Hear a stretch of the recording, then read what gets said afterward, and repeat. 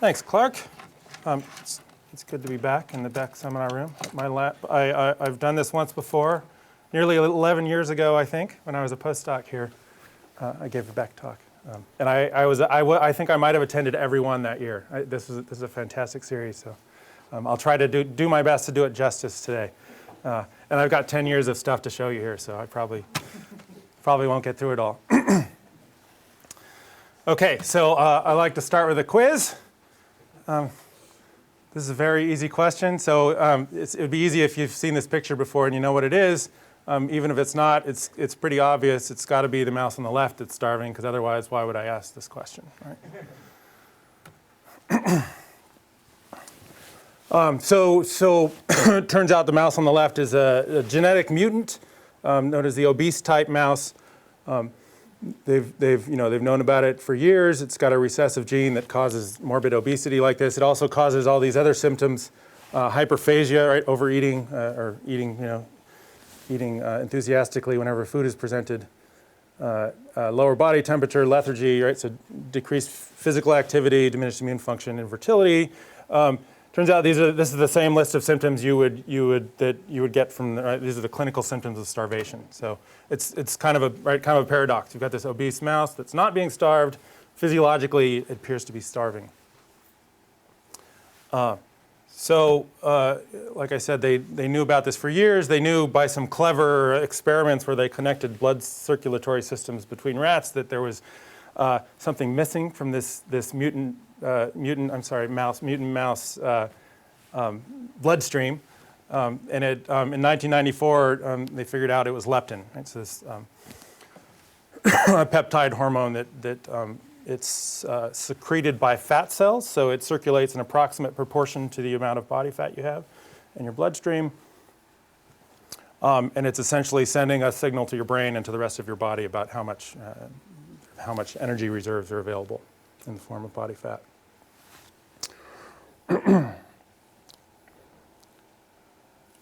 Okay. So so there was right,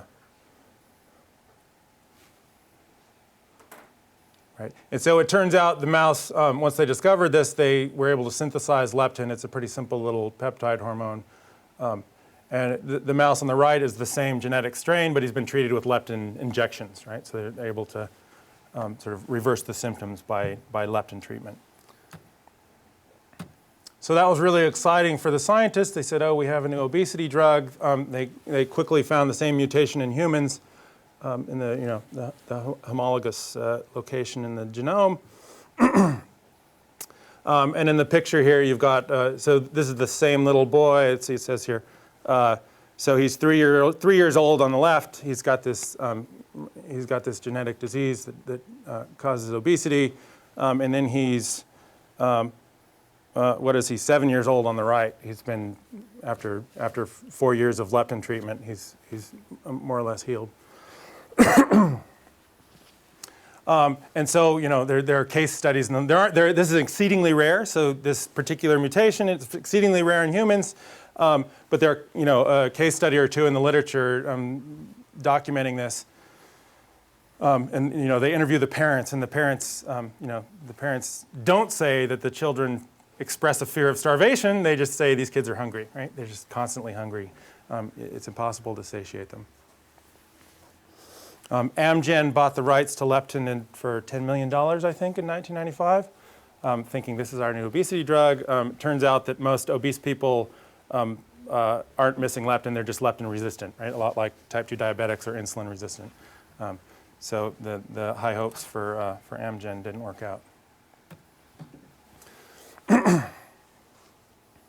Okay, so this story, I actually stumbled upon this story of leptin when I was writing my PhD thesis in economics, and it, and at the same time, sort of, attending the EvPsych seminars at UCSB and thinking about what all this interesting new information from behavioral biology might mean for economics and economic theory. And this seemed like a big clue to me. So one thing is that this is just one example of you know how neuroscience works. You know, the human nervous system is a complex system. The way that neuroscientists typically study, you know, sort of tease out how this complex system works is to tweak one thing at a time, right? So this is an example of, right, you take away one hormone, you look at the list of things that happens, it tells you something about how the system as a whole works. Right? Lots of examples in neuroscience of you know, ways in which we figured out how our brains work and our bodies work by tweaking one little thing. So this would seem to suggest what biologists could have told you in the first place, right? That sort of the reason that humans and other foraging animals have the ability and the propensity to store energy as body fat is to survive periods of starvation. Right? So these kids are born as if they believe they're going to starve, as if there's a perpetual shortage of food. So when you finally get around, so I'm an economist. Economists like to write down formal mathematical models of things. If you try to do this, it's hard not to come to the conclusion that there's something wrong with the beliefs, right? It's as if these kids have false beliefs about the probability of starvation, right? It's hard to think of any other way of writing down that model than this false belief story. So I'll come back to that issue at the end if I have time.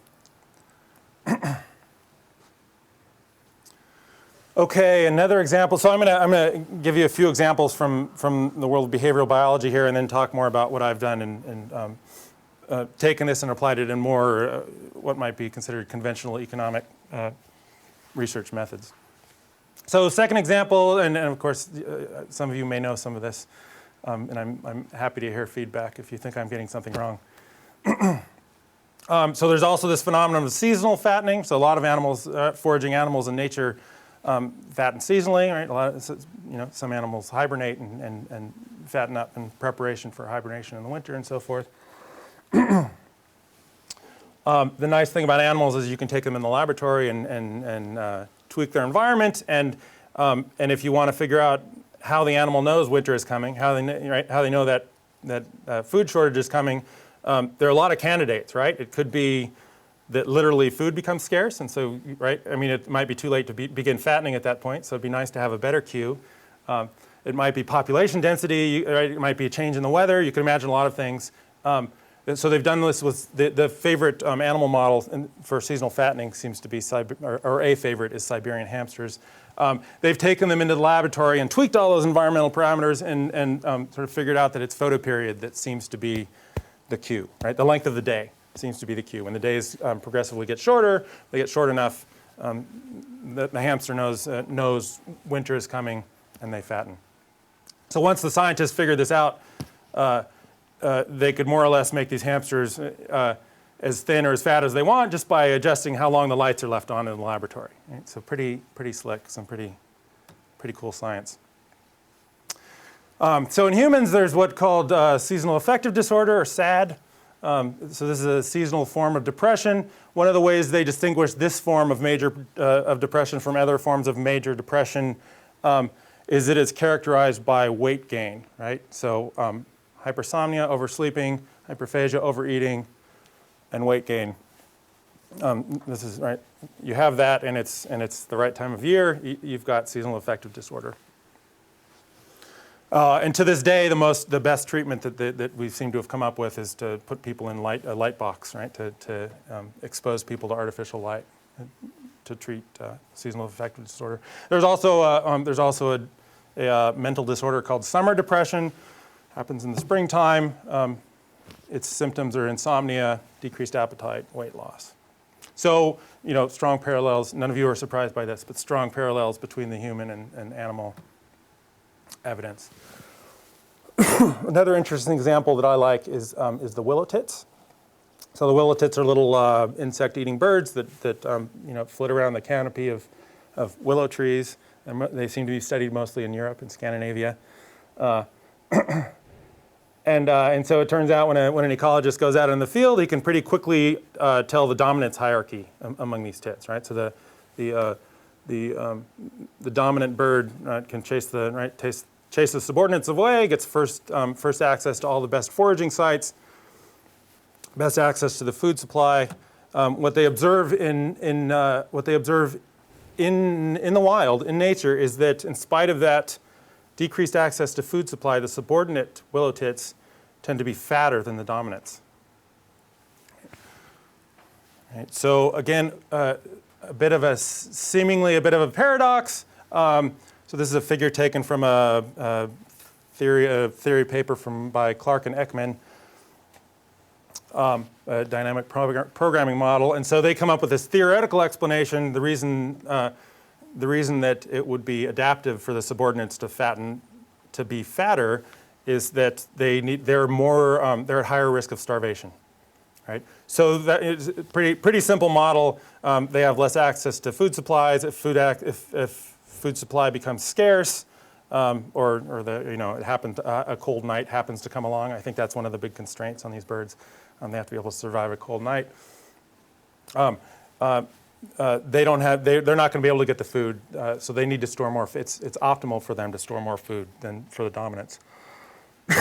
So on the graph here, let's see. You can think of the horizontal as being food availability, right? And the vertical as being fatness.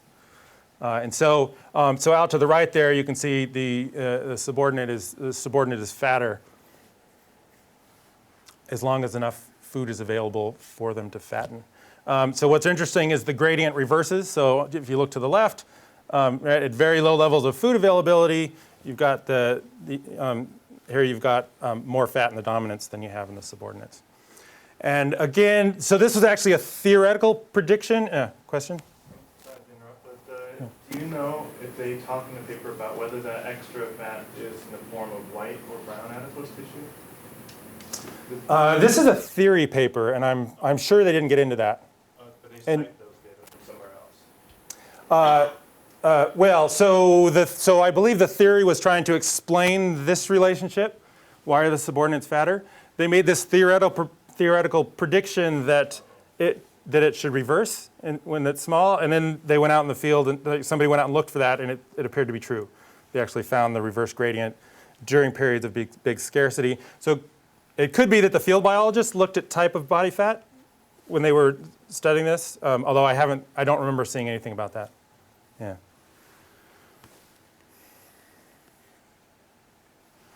Okay, so this has at least intriguing parallels to human obesity. Right? The conventional wisdom in obesity research is that in rich countries, it's the poor who get fat. In poor countries, it's the rich who get fat. Right? It's sort of interaction between availability and, at least in broad strokes, it's an interesting parallel.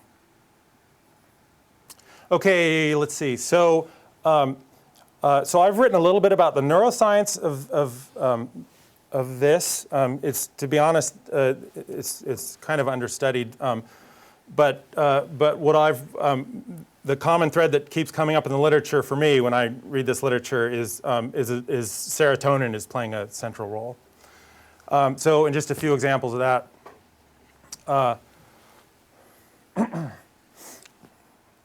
So there are, let's see. So there are these animal studies going back to the 80s. Does anybody know? McGuire, I think, did these studies with vervet monkeys where he showed serotonin was higher among the higher ranked animals. I don't know how well that stood the test of time, but it's at least so it's hard to measure serotonin. I mean, you can measure it peripherally, but it appears to have different activity, right? Sort of different activities in the brain that it does in the body, and but there's at least this suggestive evidence from animal studies. You can inject serotonin into the brains of pigeons, I think, and cause them to lose weight. You can give people selective serotonin reuptake inhibitors, right? The antidepressants like Prozac that people take, which are thought to increase availability of serotonin in the brain. And SSRIs often have strong effects on weight, right? And there actually are some SSRIs that have been marketed as weight loss drugs. Okay.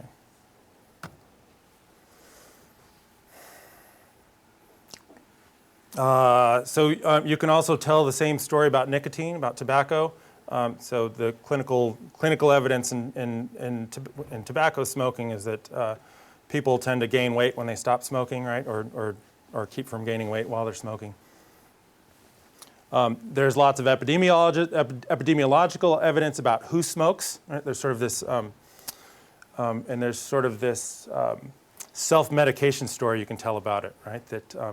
That people who study, right? So the people who smoke are more likely to be, unemployed, have financial problems, fewer social contacts, lack of social support, and so forth.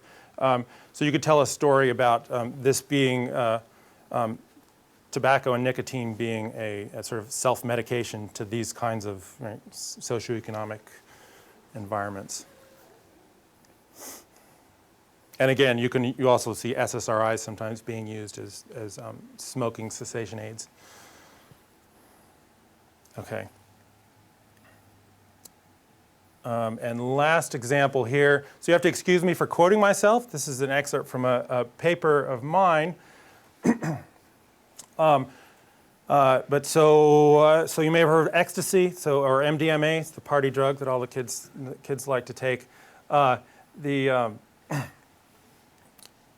If you look at the sort of the clinical evidence on the symptoms or what happens when you take ecstasy, it has these strong psychological effects, right? So you get these feelings of euphoria and empathy, extreme comfort, belonging, and closeness to others, emotional bonding. MDMA was originally synthesized by Merck in 1912. They were going to market it as a weight loss drug before they discovered all these side effects. And again, this seems to be an example of sort of a nice window into something that's going on in our heads, right? You tweak this one little thing, right? You give people this one drug, and you get this list of things that happens, right? So one of them is weight loss, right? So MDMA, one of the side effects is it makes you want to dance all night, right? So you can imagine there seems to be this energy balance thing that happens when you take MDMA, but these very specific psychological effects are also suggestive, right? That it's at least suggestive that if you lived in a world where you had these things, right, feeling of belonging, closeness to others, and so forth, it might be a world in which you're less likely to become obese.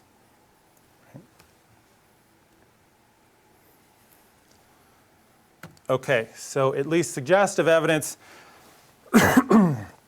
So this all sort of led me to say, okay,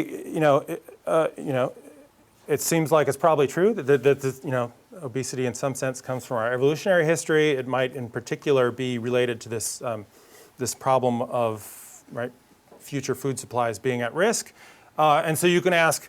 So okay, it could be that we have this evolved psychological architecture, which causes us to react to particular kinds of stressors, right? Particular kinds of risks in the world that cause us to gain weight. Okay, so so this is the hypothesis that I've gone out and tested empirically, and that we'll talk about now. Okay, so if you can look at I should say. Let's see. So I participated in a workshop at Oxford in 2009, organized by these guys, Avner Offer and Rachel Pitchey and Stanley Olizachek, aimed specifically at this question, like should we think about economic insecurity as being important in the global obesity epidemic? The image here is the cover of the book, the proceedings that came out a couple years ago from this workshop. And I have a chapter in there. But if you look broadly across the epidemiological evidence on obesity, there's lots of clues that are consistent with this story, right? That somehow economic insecurity, risk in the financial risk in people's households could be related to obesity. So there's been some writing about the coincidence of poverty and obesity. You could think of economic inequality as being kind of a competing hypothesis with insecurity, right? So inequality is, right, some people are rich, some are poor. It could just be the sort of the subordination of being poor that causes, right, that triggers this psychological reaction in weight gain. But on the other hand, if you look at how people measure like income inequality, it's always done cross-sectionally. So you observe a population, you see that that the distribution of income is skewed, right? So that there's a lot that it's highly unequal. So there are a lot of people who are making a lot of money, a lot of people who are making barely any money.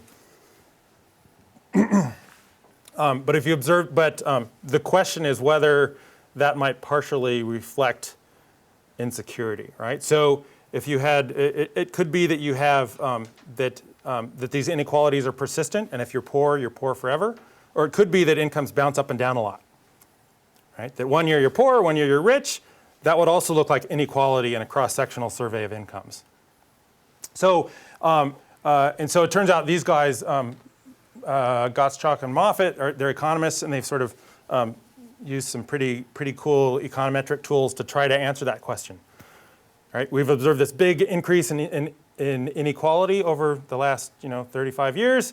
How much of that is due to increased volatility of incomes as opposed to permanent inequality? And they do that, and the answer they come up with is about half of it is due to increased volatility, sort of since the early 70s.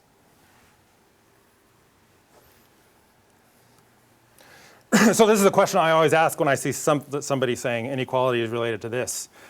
Is it inequality, or does that reflect insecurity? This thing you're talking about. So social status, social networks.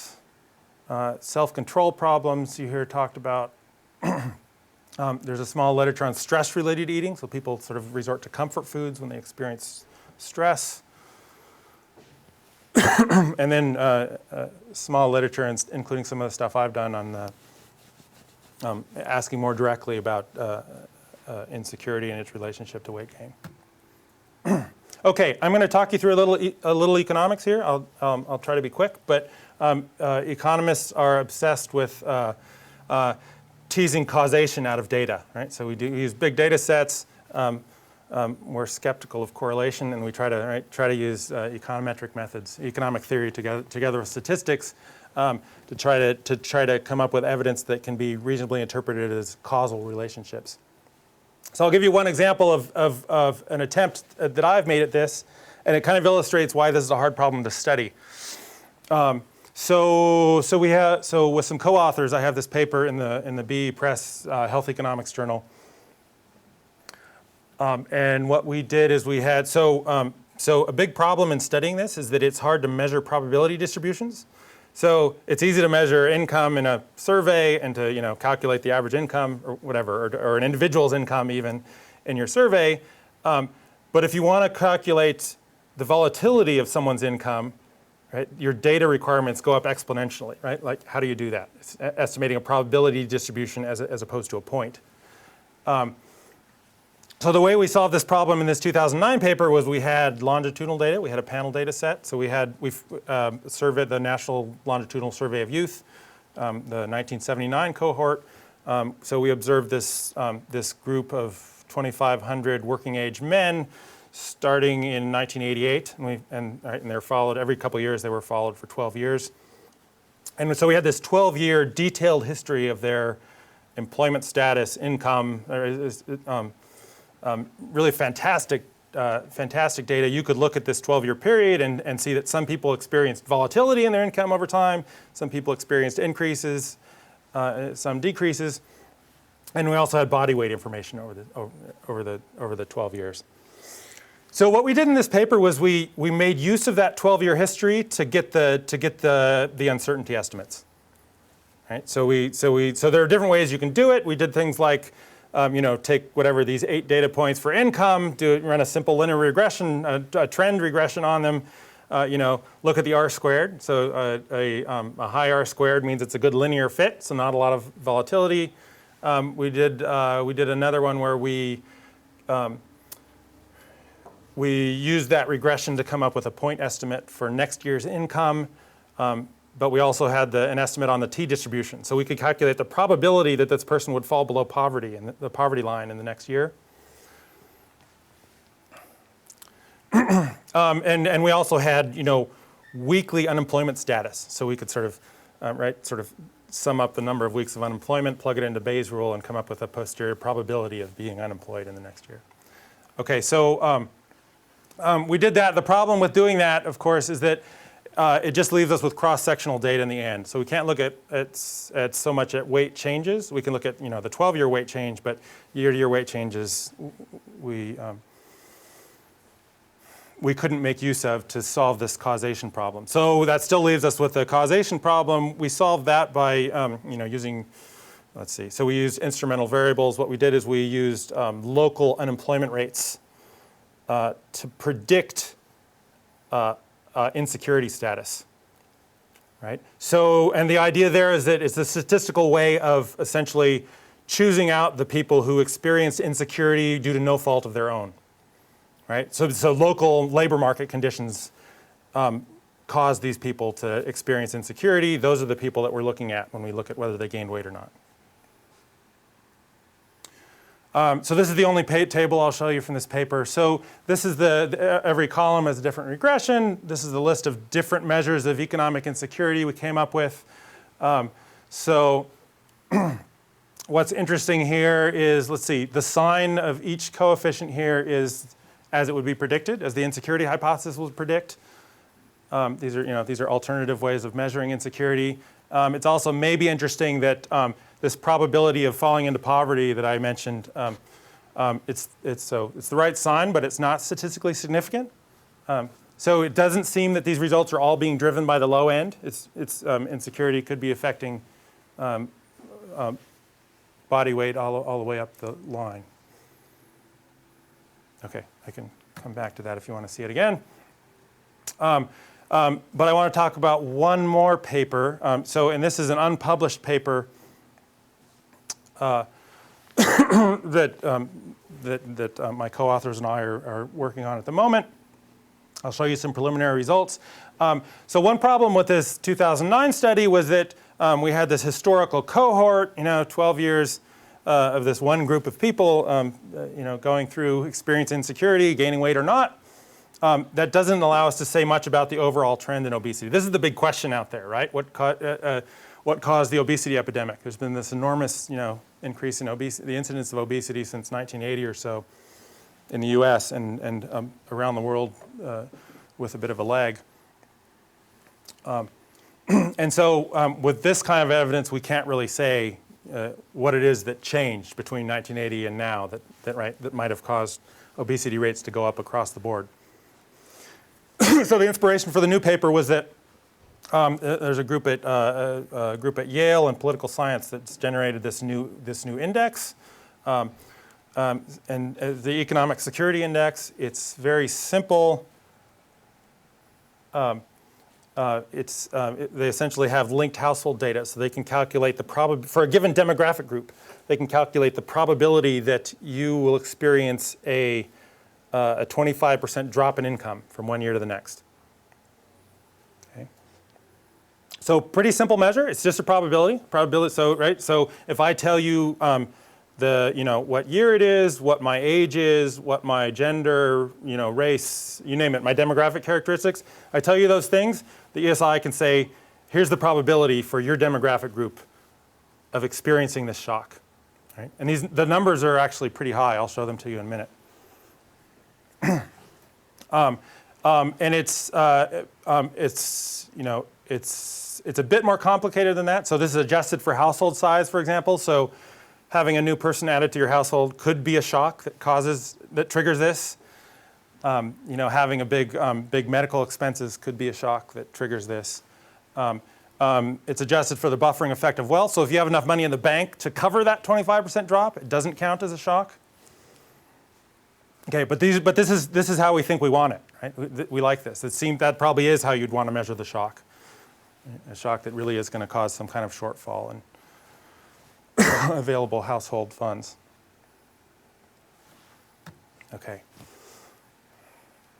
Okay, so we take this index and we match it up with this big NHANES survey in the US.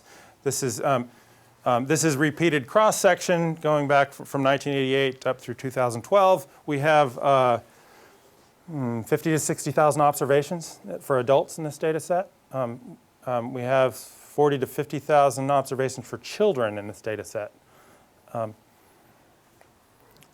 So big numbers here, and we're matching it up with these ESIs by demographic group from this other data set. And we've intentionally chosen demographic characteristics that people can't choose, right, or arguably can't choose. So we're limiting ourselves to well, year, but then also age, gender, and race, ethnicity. Okay, so you can't observe a change between whatever obesity rates among 23-year-old black women in 1986 and that same group in 2003, and say that the composition of the groups has changed because people have selected themselves out.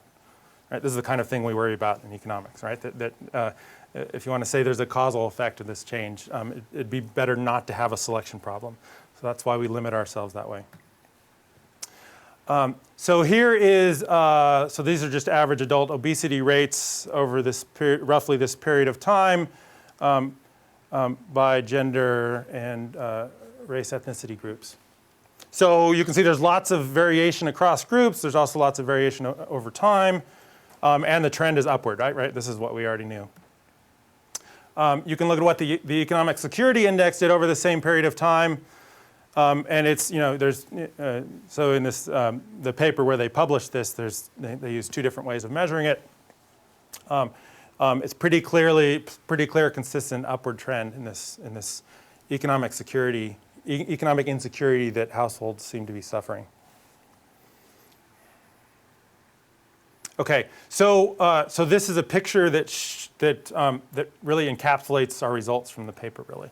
So let me explain. So let's see. So on the horizontal, this is the Economic Security Index. So ranging from roughly 10% to 35%, right? Probability of experiencing a shock like this. Each dot here is the mean for a group. Right? So Economic Security Index for that group, and the average percent obesity in that group is measured on the vertical. Okay. So the economic insecurity hypothesis predicts a positive relationship, right? So sort of upward sloping relationship, and then each graph is a separate age group, right, in 5-year bands.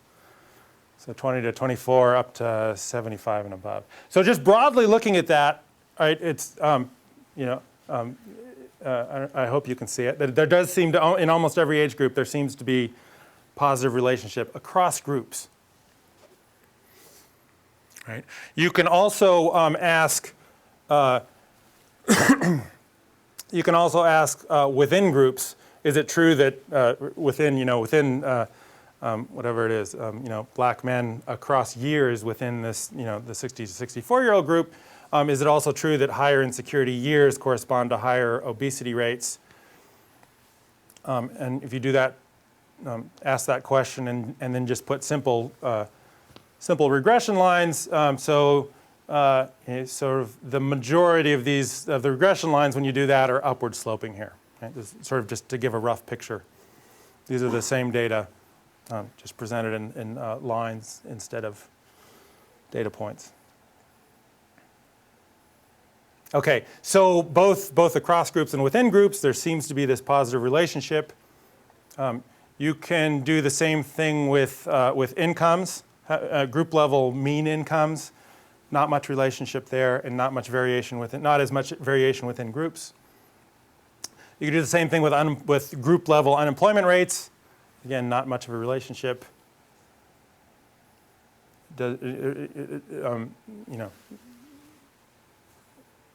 It's, well, I'll show you a few regression results now. I have to tell you, empirical research on obesity is frustrating because it's, typically you can explain so little with the data. Dan? So I'm just trying to wrap my head around what the adaptive problem would be in ancestral environments. And what seems to matter here a lot is the time scale. So what is the scope that ESI is capturing? In other words, if there's a mechanism in the head that is sampling events for some period and then forecasting events for some subsequent period, what's the duration of those two periods? So, how long? Right. So if insecure? so if in my head I'm trying to make some forecast of how insecure I should be, how should I make use of past? Right. So what's the duration of my sampling, and how much of that is being captured by the ESI? So Yeah. see what I mean? Yeah. No, it's a good question. I don't have a firm answer. I mean, this is a hard question to answer. So you would want to have good anthropological data to tell you something about.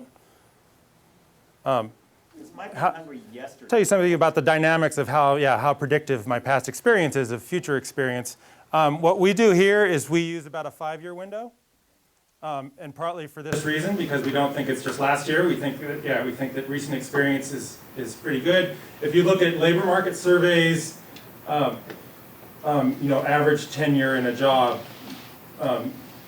tends to be 5 years or so. And so 5 years is a number that labor economists tend to throw around when you're thinking about, how long, right, what the current regime is in your world career-wise, but it's very much an open question. I don't know that we're using the right number. I mean, the good news is that we've played with that in our data, and it doesn't seem to matter. These results are very robust.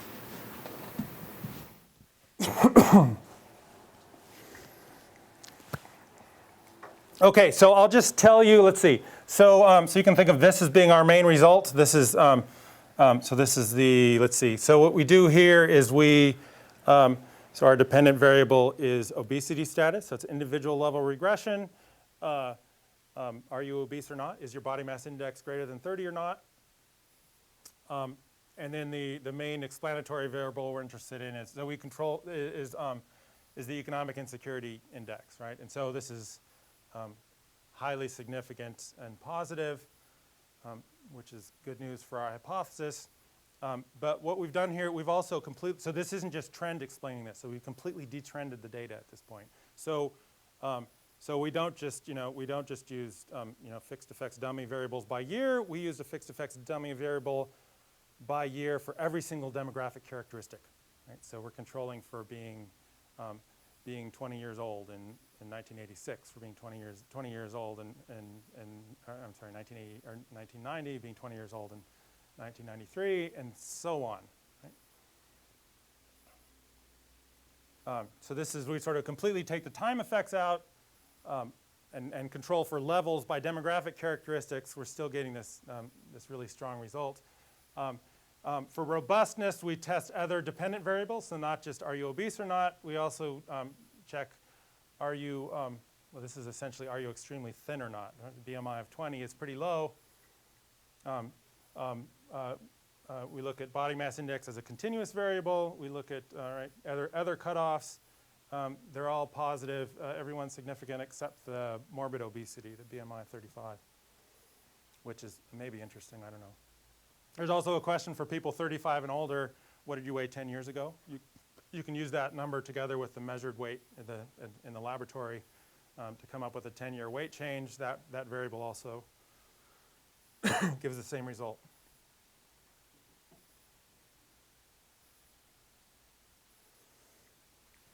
Okay, let's see, just a few more of these. So the main result I showed you was that one. So that's the obesity status regression, right? Completely taking out the time effects. What we do then across the board here is we break out this effect individually into demographic groups. So this is just for the 1990 group. What's the marginal effect of economic insecurity, and so on for every year. And so robustness would, right? We want all those numbers to be positive. Nearly everyone is. And everyone that's statistically significant is positive. Right? So these results aren't just being driven by a particular year. You can do the same thing. I've had to scrunch the table into 2 slides here. You do the same thing by gender, male and female. So this result here in column 3 suggests that it's more that the results are maybe being driven more by women than by men. And more by, right, and then these 4 rows, column 4 tells us the marginal effect of insecurity is greater for blacks and Hispanics than these other groups. And then across age groups, again, nearly everyone is positive. A lot of them are statistically significant. So this is just something you never see in obesity research. Right? You never find there's never, don't know of any variable out there that comes close to explaining this much in terms of demographic changes in obesity. Art? Why is the sign different? What's that? Why is the sign different? You know, I don't know. What I want to do is combine. What I'm meaning to do is to combine columns 3 and 4 to look at black men, black women, and so forth to dig down on that a little bit. Because it could be driven by something weird going on right across groups. Yeah. So yeah, I don't know. That's a question. Back here? Just a point of clarification. So for the men and for white men and women, higher ESI is actually correlated here or is predictive of less BMI or a reduction in BMI? Yes. Yes.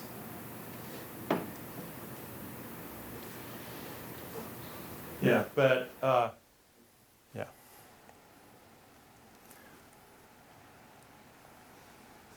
Okay, and so these are brand new results. These aren't in the paper that. These are all newer results than are available in the conference paper that I sent to Lillian. But these are new results on childhood obesity. So this is a different data set. These are regressions looking just at the kids. The NHANES survey has information on who the head of household is, the gender and age of the head of household. You know, the question is something like, you know, the person who pays the rent or something in this house. And so you can use the head of household demographic characteristics to assign an economic insecurity number to the kids. And again, the result seems to work for kids as well. So that's the overall. And let's see.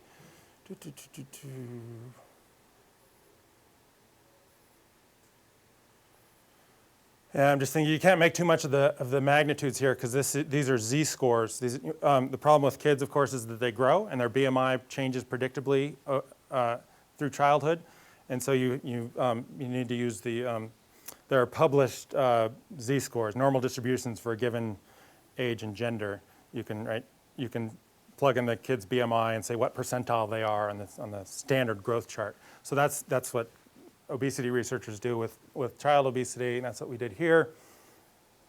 But again, economic insecurity is pretty robust across the board, right? So males here are positive but not significant.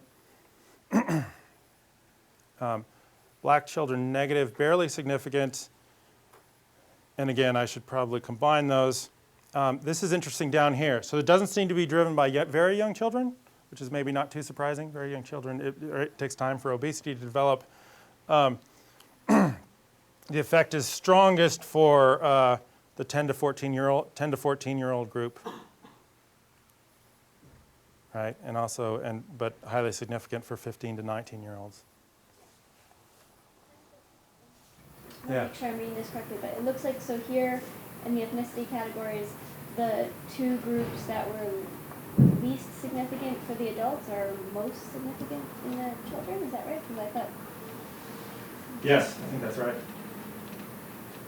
Any thoughts on that? Yeah.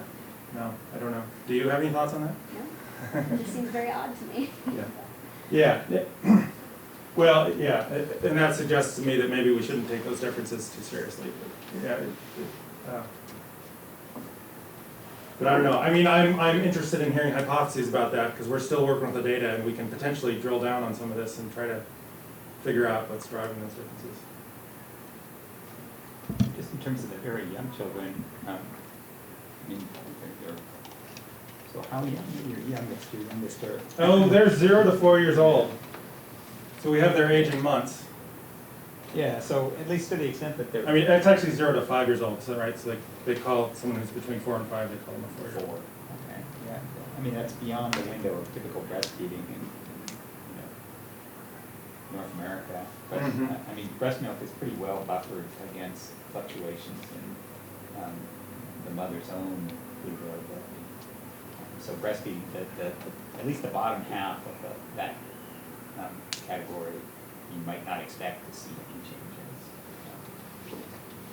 Yeah, although breast milk also has lots of hormones in it. There could potentially be signaling from mother to child at that point. I mean, there's also the the Barker hypothesis out there that underweight as an infant predicts obesity as an adult, or abdominal obesity as an adult.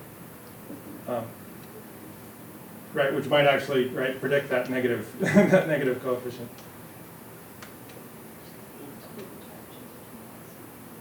But I don't know.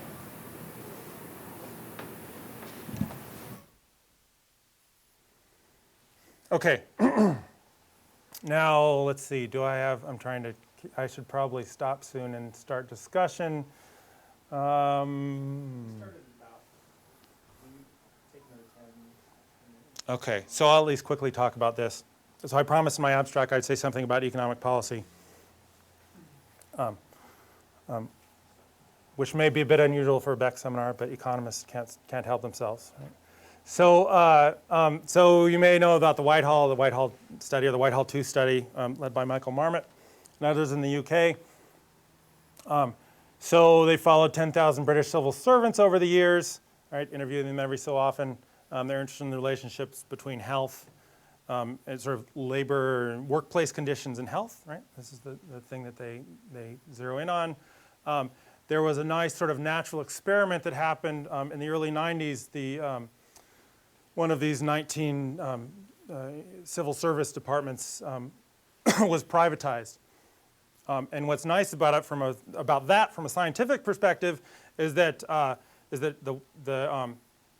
the people running the study had actually interviewed these people and surveyed them before there was even a whisper about privatization, right? And then a couple of years later, they surveyed the group again when the privatization hadn't happened yet, but people knew about it. That people knew it might happen. There were rumors about this. This particular agency might be privatized, the Property Services Administration, and then they surveyed them again after it happened. Right? So they could really, they almost had this controlled experiment where they could look at this, this particular group of civil servants. They experienced this shock in the workplace. What did it do to them? What did it do to their health outcomes and so forth? So these guys didn't have any hypothesis about insecurity and obesity or anything like that. They're just, doing their survey, asking the same questions every year. If you read the papers where they report those results, they don't talk about what I'm talking about. They don't talk about an insecurity hypothesis. But on their list of health outcomes that they were asking every time, two effects in particular jumped out. Right? There are only two that were statistically significant, right? In comparing the PSA employees to the others.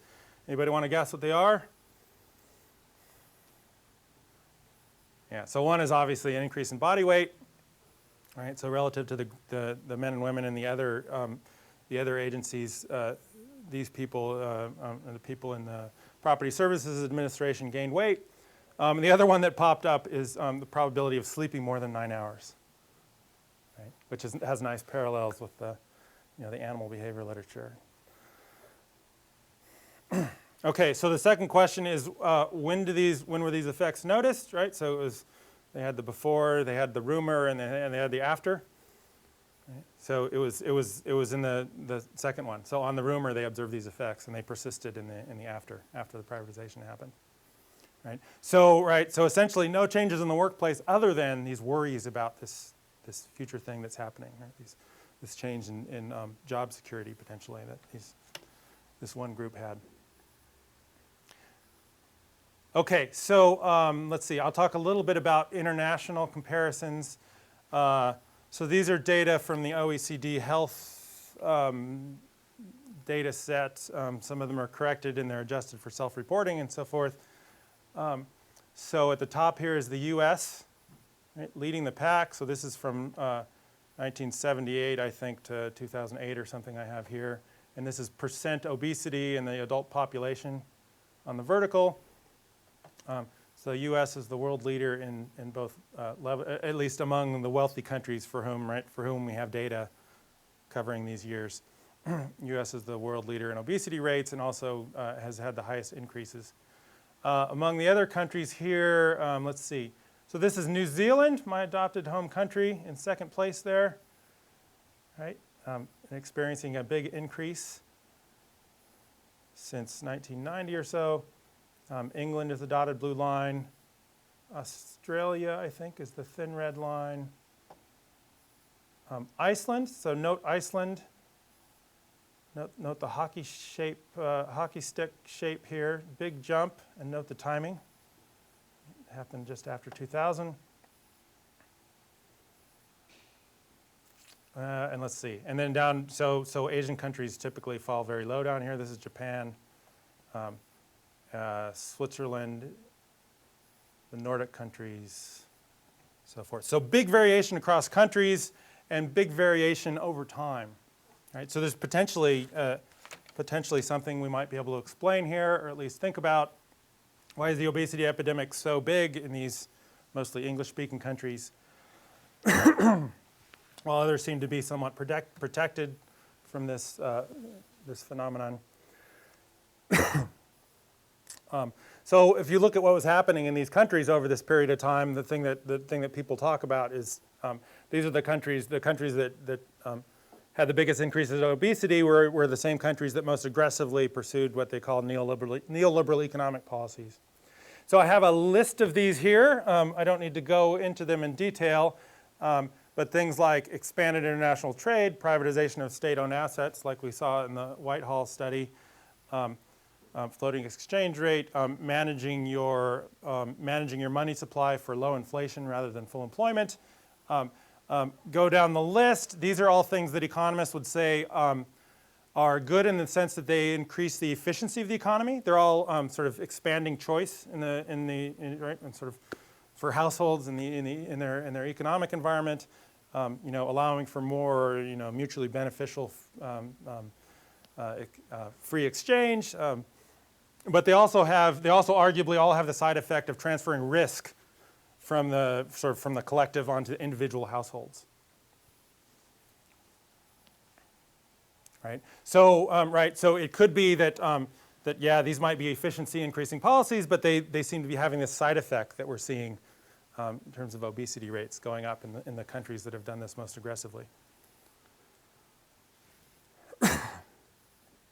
Okay, so I went out and got some. Let's see, I pulled some data on privatization from some political science studies, and so you can, let's see, so over the period 1985 to 1989, somebody went out and measured revenue from sales of state-owned enterprises, all right, as a percent of GDP for all these countries, and then I compared that to annual growth rates in obesity. These are countries I had obesity data on, and so you seem to see this relationship. Yes, the countries that had most of the countries here who had the highest increases in obesity rates, New Zealand, Australia, England, also had the highest levels of privatization in their economy. The lone exception seems to be the U.S., which didn't have anything to privatize in the first place, I guess. Using over a slightly, and oh wait, go back. Let's see. Notice Iceland is down here, so low obesity rate. So this is these measurements added in 1999, so it's before Iceland had its big jump. The next graph is another picture. So this, on the horizontal here, we have an index of economic liberalization. So this is actually a number that comes from the Free the World Foundation, right? The people who measure how free economies are around the world, and they have this index of economic freedom. They like to use it to promote neoliberal policies. They probably don't like me using it for this purpose, but you can see that the higher this Free the World index is, the higher your change in obesity rate is. And note what happened to Iceland here. So this is a slightly different time window. So this is 1990. This covers up to 2005. So Iceland had a much bigger change in obesity rates over this time, and it also coincides with when they did their economic liberalization. Right, it happened around 2000. So yeah. I noticed the breakdown India and China. Yes. Let's see. So these are OECD. Yeah, these are OECD obesity data. So I don't have obesity data for those. There are a lot of countries that it would be nice to have here, but Yeah. don't have good historical population health measures going back. Yeah.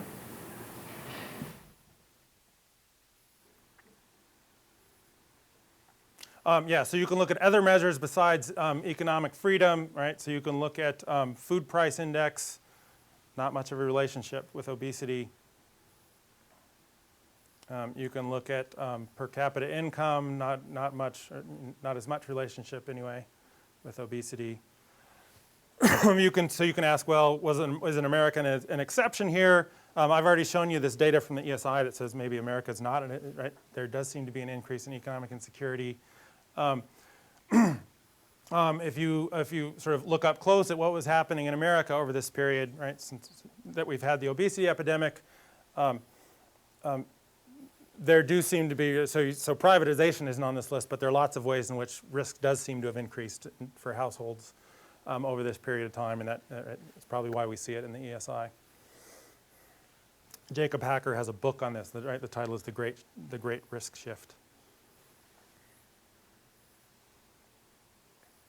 Okay, I'm nearly done here. So let's see. So this is a paper by Avner Offer and his colleagues at Oxford, and this paper is also in this book I mentioned, the proceedings from this conference.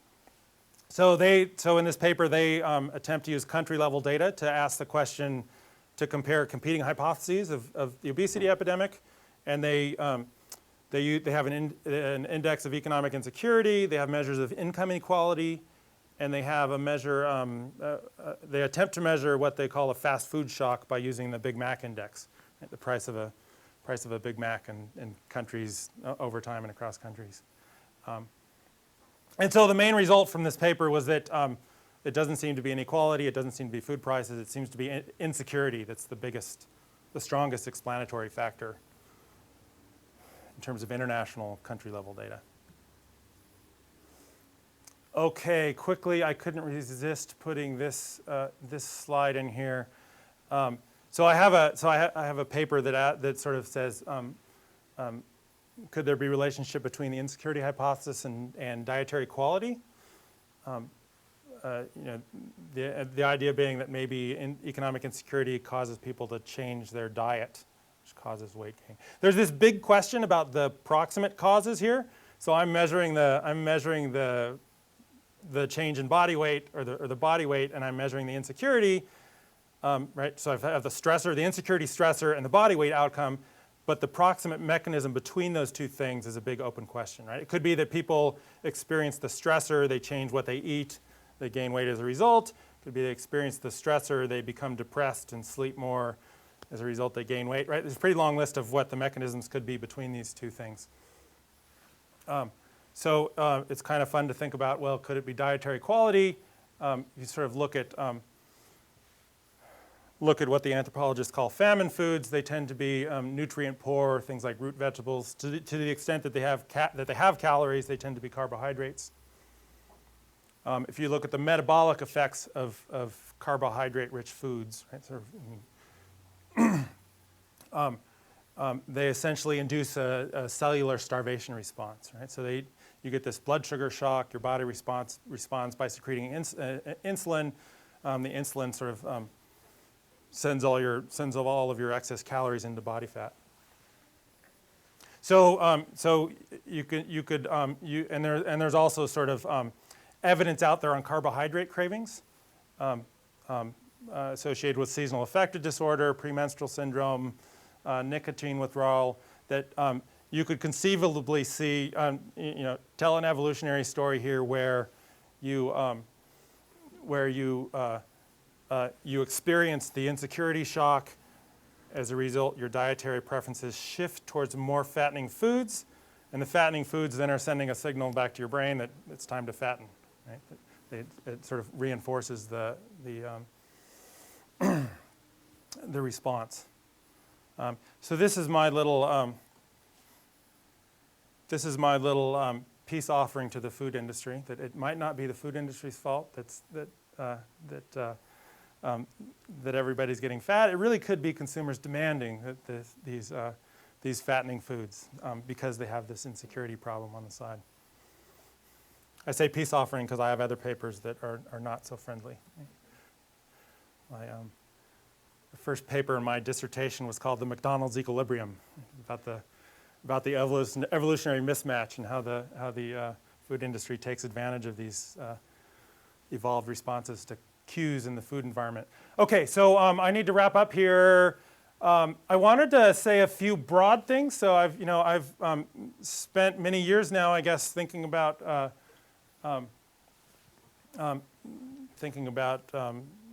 human evolution and how it can inform economic theory. Let's see. So what will I say? I'm not going to give you a lesson in expected utility theory. Some of you may know this anyway, right? It's just how economists think about decision making under conditions of uncertainty. One thing that you pretty quickly realize, and you all probably know this, if you're thinking about evolved responses, is that it's hard to even describe these things without thinking about probabilities, right? It's the probability of the outcomes if I do this particular thing.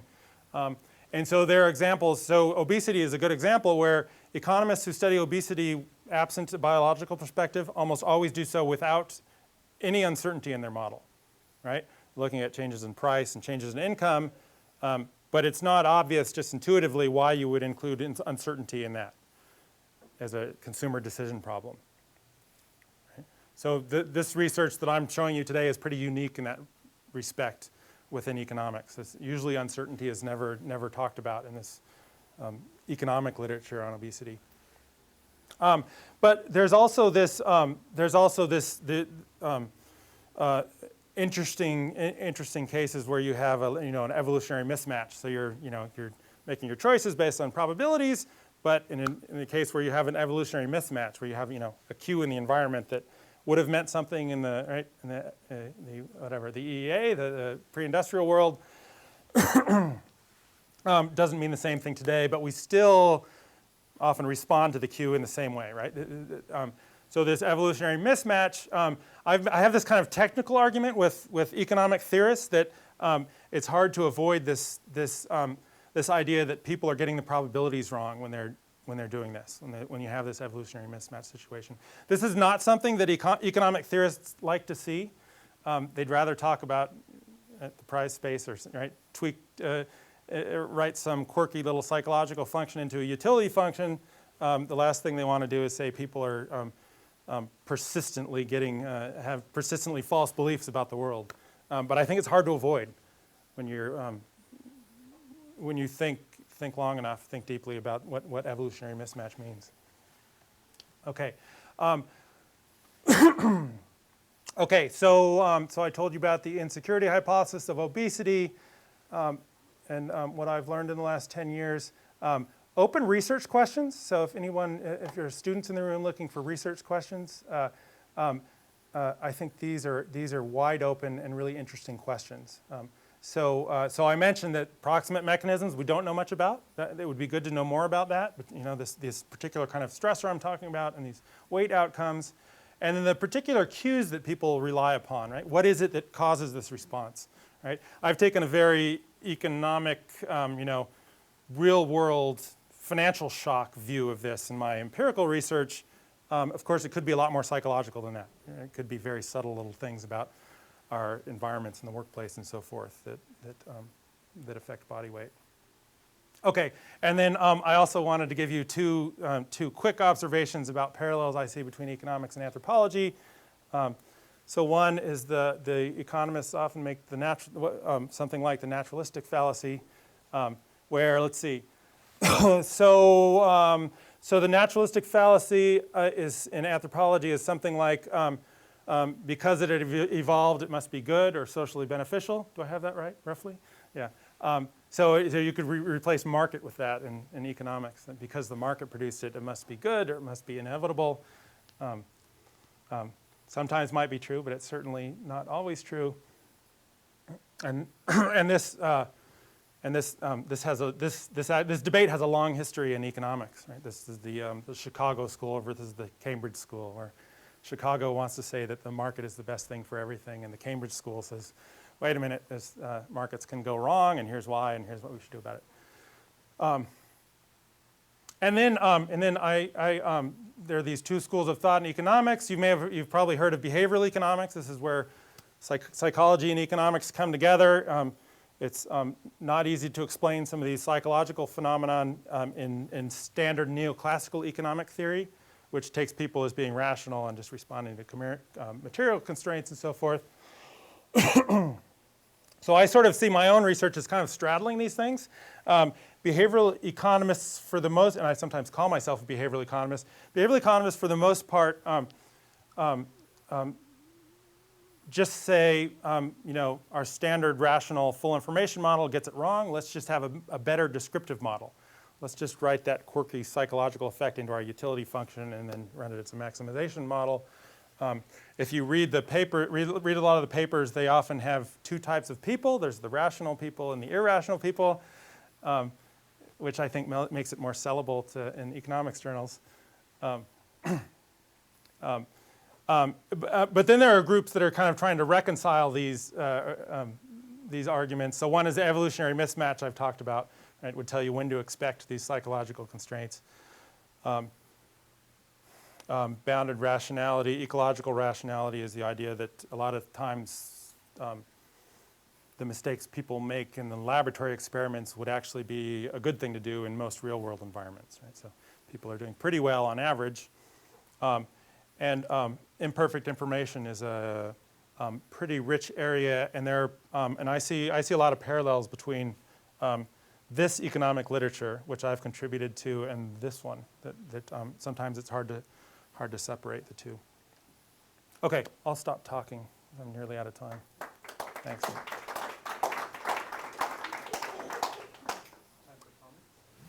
Yeah. So, harkening back to my earlier point, if we think about some small-scale society, across a variety of ecosystems within the last 100,000 years, there are three. It strikes me there are three causes of what, in your data, are economic insecurity. So, one is a long-term decline in yield. It hasn't rained in a long time. The trees aren't fruiting, right? You can see this coming, right? Mm-hmm. As an actor in the world, you think, there are fewer game animals than there were. The grass isn't green. They're not coming to the browse, or they're dying of the heat, or whatever. So that's a long, gradual decline with a bunch of ecological cues that it's coming, right? There is the social disruption. Okay, so we were doing pretty well. We had good territory. We had access to good water holes, and then the group split because people were fighting with each other, or the invaders came and pushed us off our territory. Mm-hmm. So now we're on the run. We're less organized. We don't have access to the resources that we're familiar with, or we don't have access to the good resources. Yeah. And that contrasts with the first, in that it can happen fairly suddenly, right? And the other is a natural disaster of some kind, right? There's a tsunami, right? There's an earthquake, a volcano erupts, mm-hmm. A meteor strikes. And so there we didn't have any cues that it was coming, and all of a sudden things went from pretty good to really bad. Yeah. And it strikes me that, at least to a certain extent, natural experiments in the contemporary world give you some leverage as to, it conceivably could be all of these, right? That is, the developed psychology could be sensitive to a whole spectrum. Mm-hmm. But it gives you some leverage to look at whether it's a long duration event that has to happen, or whether people respond very suddenly. So take the Japanese tsunami, right? So you pointed out that economic insecurity is fairly low in Japan, and that obesity rates are fairly low in Japan. But then there was this huge disaster, right? Mm-hmm. And it wasn't just a disaster for the people who lived on the coast that was hit, or where Fukushima was. It was a disaster kind of nationwide, because agricultural markets were disrupted, and there was a great deal because Japan is highly reliant on nuclear energy, there's a great deal of concern about energy availability and safety and so on. So I think, you know, as a generalization, I think it's fair to say that everyone in Japan experienced an insecurity shock very, very suddenly, right? So your hypothesis, to the extent that it applies to the sudden events as well as the gradual events, it should predict that we'll see, you know, obesity rates rising in Japan in ways that they haven't before, and that's nice because you're not going to get a ceiling effect, right? They had very low obesity rates to start with. Yeah. No, I hear testable hypotheses flowing out of your multiple times in what you're saying there. And the same should be true in what were previously relatively stable, economically prosperous regions that suddenly experienced social disruption. I mean, it's hard to, of course it's hard to come up with a hard prediction because you don't really know what it is that's going to trigger people today. Sure, that's why I said it could be that we're But- exclusively attuned to the gradual decline, but that would be surprising because shit happened in the past too, right? I mean, probably more often social causes than natural causes, at least for the typical human population. I mean, island populations and things like that are very much subject to sudden shocks. Yeah. And just as an aside, anthropologically, they also culturally value fatness, right? So the islands of Polynesia are all, you know, culturally value fatness and are subject to, you know, periodic, starvation events.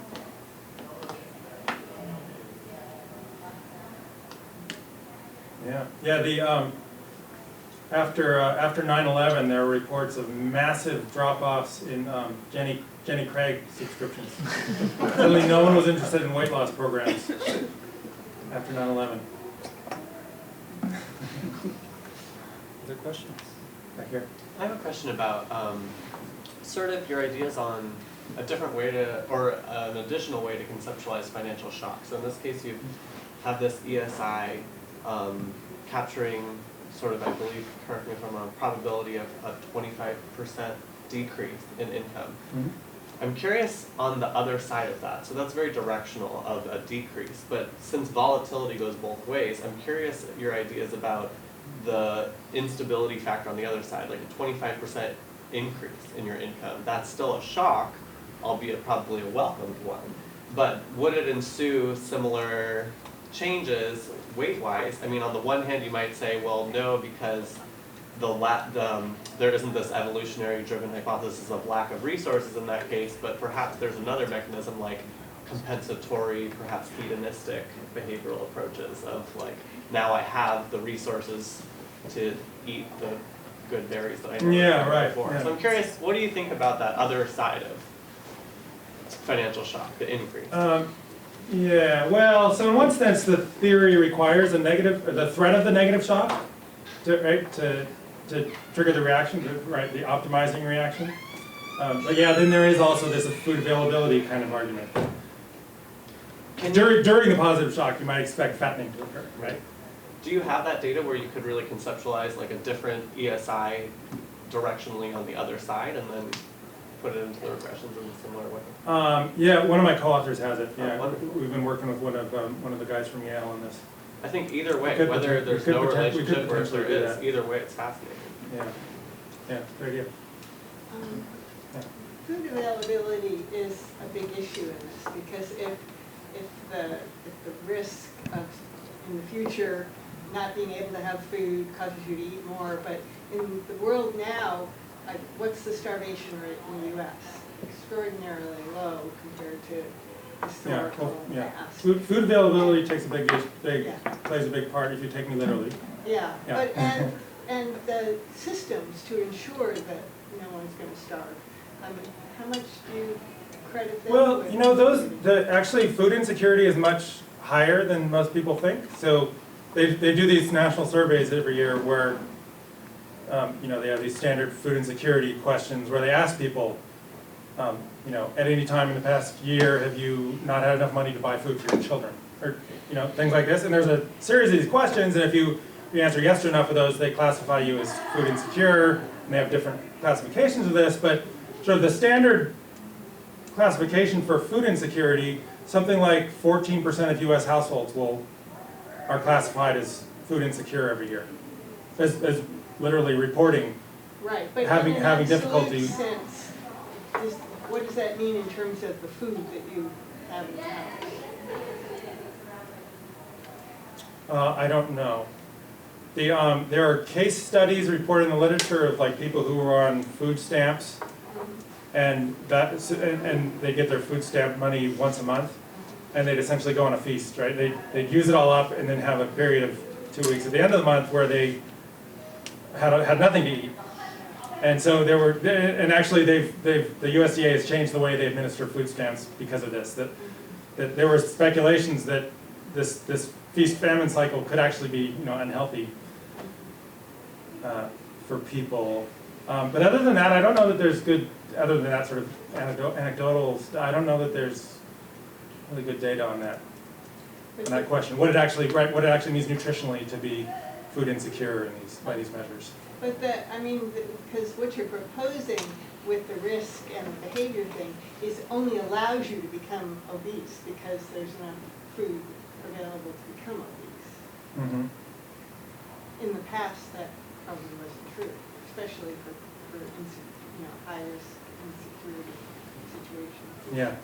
Well, then you can think about the bird example that he presented, right? So that if you have a stable dominance hierarchy, at very low food availability, it's the dominant animal that is fatter than the subordinate, and that's because the dominant is monopolizing the available resources. Mm-hmm. But once there are adequate resources available, then the subordinate's fattening up, arguably because the subordinate never knows when the dominant's going to drive it out of resource access, right? So you don't have to have, in this model, you just have to have worry. You don't have to have, what's that? They're not obese, gorilla kids. They're Right. a little bit heavy. No, but the measurable variation in body fat. Yeah. Now, where obesity is getting to the point. Sure, but of what happens if the psychology is not built for a supersized world, right? And so if you're a little bit insecure, then you try and get a little bit more calories, but you can get abundant calories for nothing, right? Then you get obesity, whereas before you might have gotten a little bit of padding. Right? I don't think that it's incompatible with that. But none of that. I think the empirical question here is like the tit that needs to fatten up might die if it doesn't, right? That's why it's doing it. But the American doesn't. Not only does it not need to be obese, actually doesn't need to fatten up maybe at all and might survive the little hits, because in our world the little hits aren't fatal, like we don't die of malnutrition. Right, so and this goes back to your point about the actual food insecurity. The critical question is, and it seems to me that Trent's whole thesis rests on food not being the cue, actually, right? Because there's plenty of food. Even if you say, okay, we'll take that 14% that are food insecure, well, but the obesity rate is twice that, right? That can't be driving the effect, right? So food can't be the cue. It just has to be that for this hypothesis to be right. And I'm undecided. Yeah, no, I'm not saying the hypothesis isn't correct.